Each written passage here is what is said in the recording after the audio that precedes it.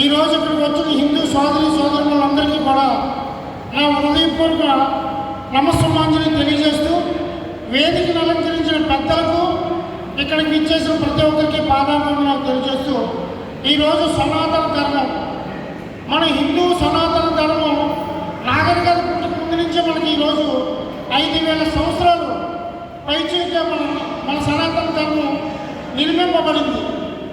మనల్ని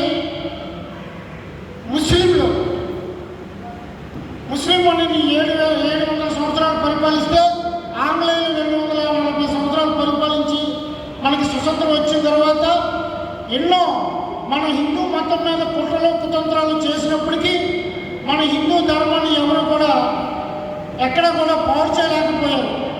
ఈరోజు అనేక దేశాల్లో మన హిందూ ధర్మాన్ని ఆచరిస్తూ విదేశీయులు ఎంతోమంది మన హిందూ ధర్మాన్ని ఆకర్షితులై వస్తుంటే, మన భారతీయులు, మన హిందూ సనాతనంలో పుట్టిన వాళ్ళు ఈరోజు ఒక బిర్యానీకి, ఒక కేక్కి క్రైస్తవ మతంలోకి పోతున్నారు. మీరందరూ సోదరులను అర్థం చేసుకోవాలి. ఈరోజు మన ధర్మాన్ని మనం కాపాడుకోవాల్సిన దుస్థితి మనకు వచ్చింది.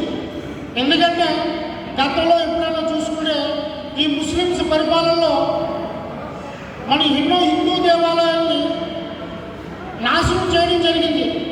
ఈరోజు ఆ హిందూ దేవాలయాలని కాపాడుకోవడం కోసం మనం అందరం కూడా కష్టపడవలసి వస్తుంది.